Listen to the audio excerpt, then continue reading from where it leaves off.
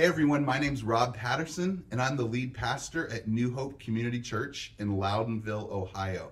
If you don't know Ohio, we're sort of between Columbus and Cleveland. I tell all my friends that this is the greatest place that you've never heard of. And we are this little village of 2,300 people nestled in this beautiful spot where people come to camp and canoe and kayak. Our little village actually swells to over 100,000 people in the summer times with all the people that are coming in for those tourist activities. And so our church is just this really unique thing. So before COVID, I would tell people we're a church of about 400 people. In COVID, we took 8 months off from meeting in person just to be safe. And when we came back, we were actually below 200. And back after Easter leading into summer, we started ticking up over 300 again. And one of the things that has always blown my mind in this little village is that on those high watermark weekends of the year, we would see as many as 800 to 1,000 people for things like Christmas and Easter.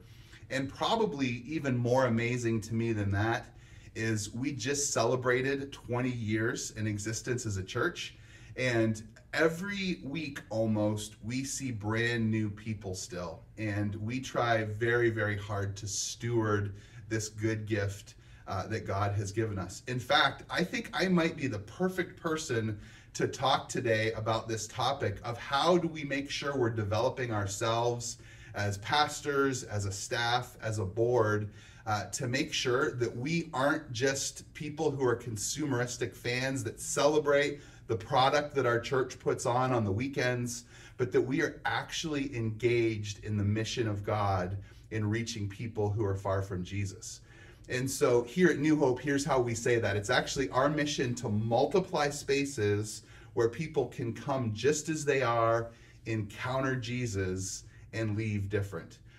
And yet, you can imagine this, after 20 years, we have plenty of people who are fired up to come on a weekend and consume the product that we make for them. So we battle this all the time. In fact, I still remember in the first number of weeks I was here on site as the pastor at New Hope Community Church, writing on the big dry erase board in my office, "You'll come to the show, but who will go?"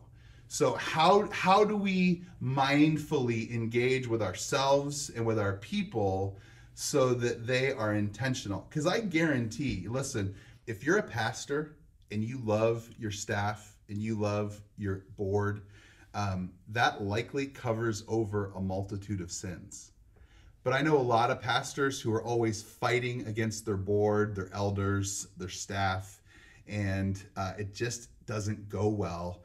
And a lot of times for people in ministry, that is the beginning of the end of their time at a church. So the real question is this: how do we develop ourselves and how do we develop our teams so that we are really working together to accomplish the Great Commission and seeing, again, people far from God reached for the kingdom through his local church? And so I'll go back. I remember my very first elders meeting here at New Hope. And I walked in to this meeting. I was prepared, but I was brand new and they didn't really tell me anything. And so I sat down and I just waited to see if anybody else would do anything or step up or lead.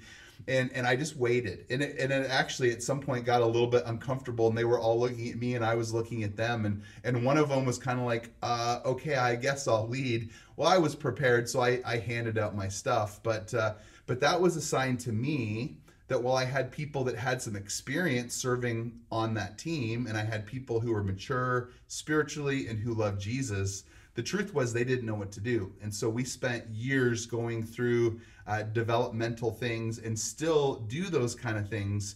And one of the things that I do is I intentionally 1 or 2 times a year try to not be present for those meetings. So it forces my leaders at the highest level to actually take leadership onus on themselves and to really develop. And I love this text that tells us that Jesus Christ himself gave the church apostles and prophets and evangelists and pastors and teachers to prepare God's people for works of service so that the body of Christ may be built up until we all reach unity in the faith and in the knowledge of the Son of God and become mature, attaining to the whole measure of the fullness of Christ. Isn't this beautiful from Ephesians 4:11 through 13? And the truth is, if you want some suggestions that the end result is you're going to have a perfect board, let me just tell you right now, there is no such thing.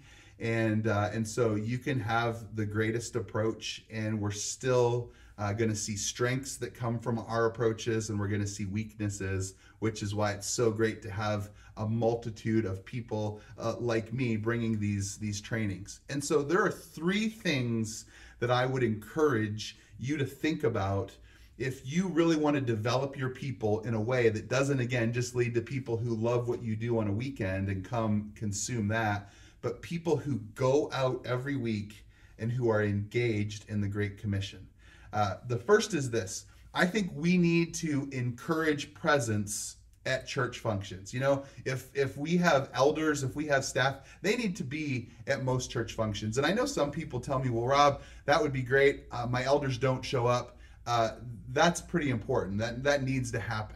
And some people say, well, my elders show up, but man, it's terrible, and they don't really engage well, or they're super introverted, and so they stand off to the side.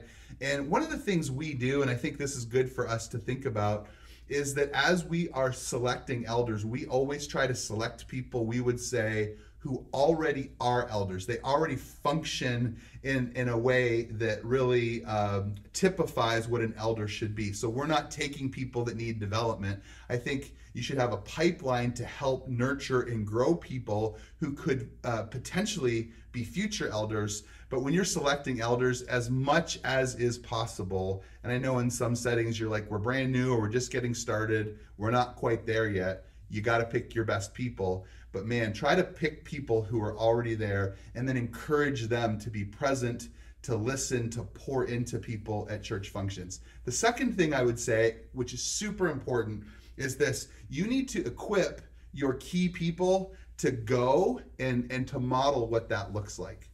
When I first got to New Hope, one of my elders, his oldest son played travel baseball. And so every summer, we knew at the beginning of the summer and the end of the summer, we basically weren't going to see him.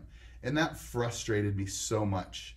But over the years, what I've come to discover is that this guy was basically the pastor and the shepherd to his son's team. He would pray before everything. He would encourage these kids and pour into them.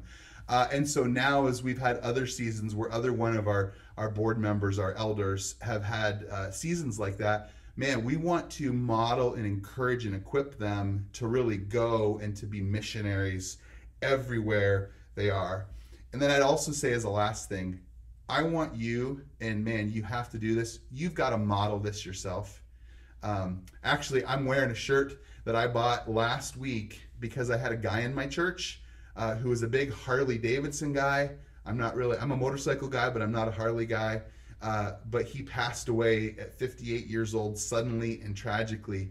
And for the first time in my life, I wore jeans to a funeral, and I went and bought an expensive shirt, and I wore it just to honor him. And it was so amazing to see how God was able to use this small thing to really have his family experience peace and calm and some joy, and to really listen for the message of Jesus. And so listen to me, church leaders, here's what we all need to do. We need to be able to get out of our comfort zones so that God can use us in ways that literally change the world. Last thought. I think a lot of times boards think we need to make sure that we protect the purity of our church, and we need to protect our theological position on things. Listen, most churches don't come to their end because they lack theological purity. Most churches come to their end because they have forgotten about the lost and dying world right outside their doors, and they begin to focus on themselves instead of being uncomfortable to reach people who are far from Jesus. When we as leaders engage in this most important work, I guarantee it will not only make a difference, but our people will follow us.